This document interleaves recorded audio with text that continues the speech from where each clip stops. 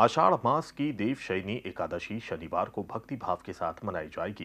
खास बात तो यह है कि आषाढ़ माह इस पद्मा को एकादशी भी कहा जाता है, जिसका पुराणों में विशेष महत्व है। खास बात तो यह है कि इस दिन से भगवान विष्णु योग निद्रा में पहुंच जाते हैं और पूरी सृष्टि का कार्यभार भगवान शिव के कंधे पर आ जाता है। इसी दिन से चातुर्मास की शुरुआत होती है। शनिवार को आषाढ़ माह के शुक्ल पक्ष की देवशयनी अर्थात पद्मा एकादशी है, जिसे बड़ी ग्यारस भी कहा जाता है। शास्त्रों और पुराणों के मुताबिक इस एकादशी का विशेष महत्व है। इस दिन से भगवान विष्णु विश्राम करते हैं और पूरी सृष्टि का कार्यभार भगवान शिव को सौंप देते हैं। इसी दिन से चतुर्मास की शुरुआत होती है। इस खास एकादशी तिथि को लेकर ज्योतिषाचार्य पंडित अनुप त्रिपाठी और अधिक जानकारी दे रहे हैं।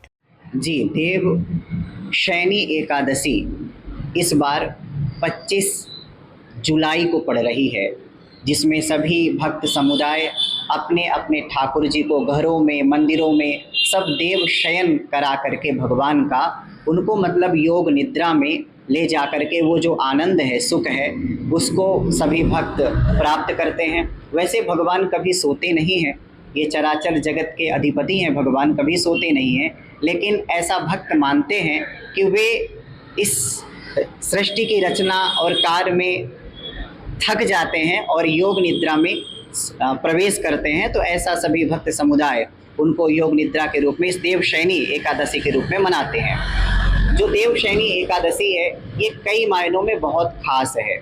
ये जो देवशयनी एकादशी है, इसमें भगवान सोते हैं और चातुर्मास प्रारंभ हो जाता है।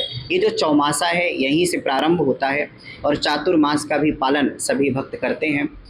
इस एकादशी के मौके पर भगवान श्री कृष्ण मंदिरों में विशेष श्रृंगार, अभिषेक अनुष्ठान के साथ साथ अन्य धार्मिक कार्यक्रम आयोजित किए जा रहे हैं, जिसकी तैयारियां शुरू कर दी गई है। इस एकादशी के अवधि काल में की गई तपस्या, योग, मंत्र जाप और धार्मिक अनुष्ठान श्रद्धालुओं को 2 गुना फल देते हैं।